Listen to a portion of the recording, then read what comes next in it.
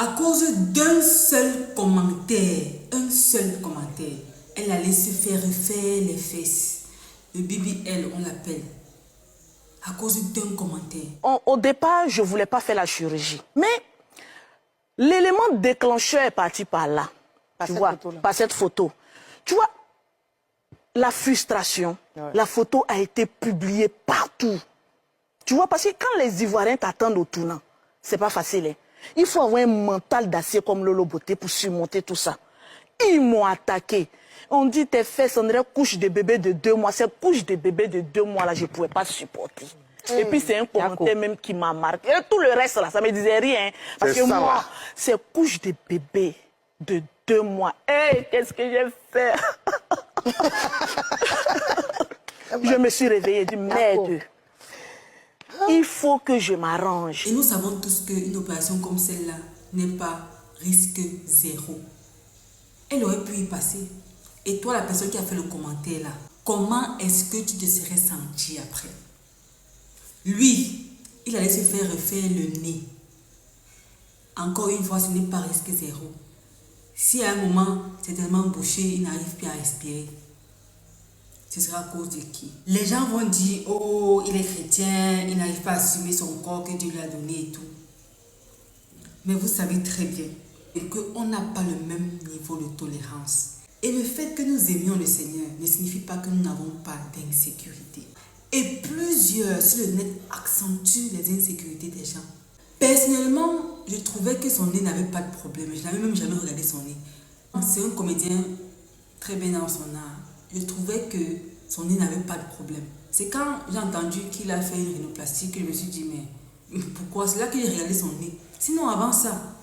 Par contre, je sais qu'en Côte d'Ivoire, il y a Ange Freddy. On insulte beaucoup pour son nez. Imagine-toi s'il pas fait une rhinoplastie. Ce n'est un secret pour personne. On a vu plusieurs interventions chirurgicales qui ont raté sur le net et les gens ont perdu la vie. On a vu ça. Et jusqu'à présent, ça se passe. Imaginez-vous maintenant, c'est Ange Freddy pas fait une rhinoplastie. Les mêmes gens vont commencer à faire genre, oh, tu ne peux pas t'accepter comme tu es. Pourquoi est-ce que tu peux pas faire une rhinoplastie, machin? Pourtant, vous le poussez à des complexes. C'est bizarre vraiment le monde dans lequel on vit. Les gens incitent une attitude chez toi et les conséquences, ils rejettent ça encore sur toi. Tu vois, tu sais, ici un pain consacré quoi. Hello, salut tout le monde, je suis Dame Meila, bienvenue à tous ceux qui reviennent, bienvenue à vous qui revenez. Vous savez que cette chaîne-ci, on aime parler des choses qui nous font avancer, développement personnel, relations humaines, tout ce qu'il y a autour. Bienvenue à ceux qui reviennent, à ceux qui sont là pour la première fois, bienvenue. Prenez place et on commence rapidement. Plus de longues introductions, ok? Merci. Qu'est-ce que ça te ferait de savoir que à cause d'un petit commentaire que tu aurais laissé, une personne est allée se faire opérer et dans le processus a perdu la vie? Qu'est-ce que cela te ferait? Ça semble lointain, ça semble très lointain. Les commentaires que nous laissons sous les posts des gens, ça semble banal, ça semble être juste pour le fun. Mais est-ce qu'on a vraiment pris le temps de mesurer l'impact que ça peut faire dans le cœur d'une personne?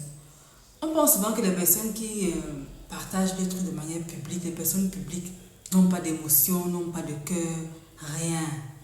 Ils sont juste là en bois, ils font leurs choses, tout ce que vous dites, ça ne les atteint pas. Mais figurez-vous que nous tous, on n'a pas le même seuil de tolérance.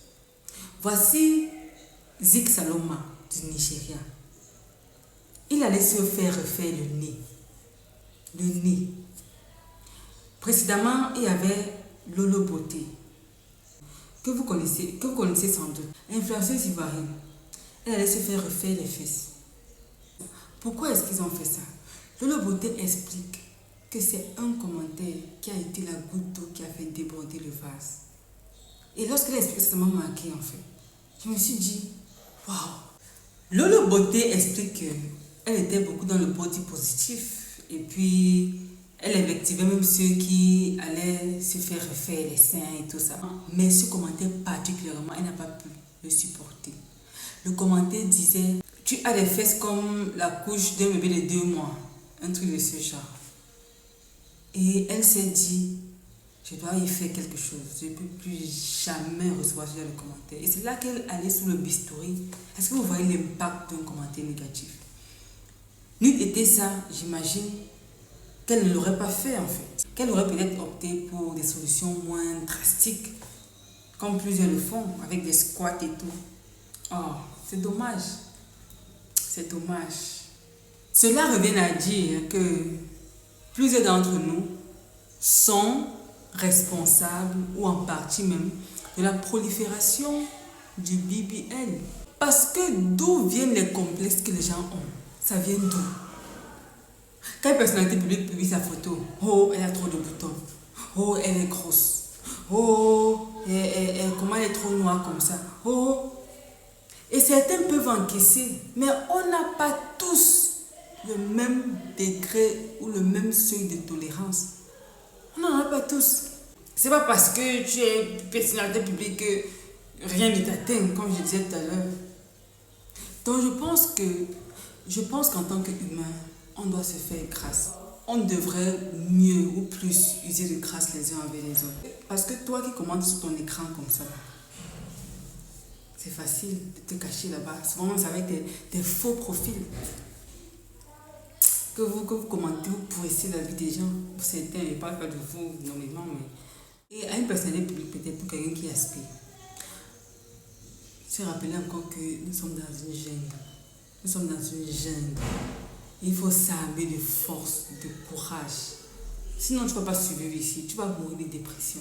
Ne mets pas le cœur sur quelqu'un qui a juste écrit 2 mots qui reflètent en réalité l'état de son âme, l'état de son cœur, l'état de sa situation actuelle. Tu mets le cœur dessus et puis ça te fait mal. Et puis, tu prends des décisions déterminantes comme ça pour ta vie. Parce que c'est une projection en fait. Et c'est un renvoi. Quelqu'un qui déverse une négativité sur toi, c'est en réalité ce qu'elle a au fond d'elle en fait. C'est, je sais pas si c'est ça qu'on appelle effet miroir. Mais ne prends pas ça personnellement.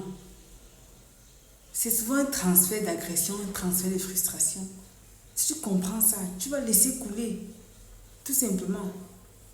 Du coup, est-ce qu'on peut s'arrêter là? Qu'est-ce que vous en pensez? Vous savez qu'on aime terriblement vous lire. Dites-nous ce que vous en pensez. On se retrouve ensemble pour la prochaine vidéo. D'ici là, prenez soin de vous. Votre rêve, c'est maintenant. Au plaisir.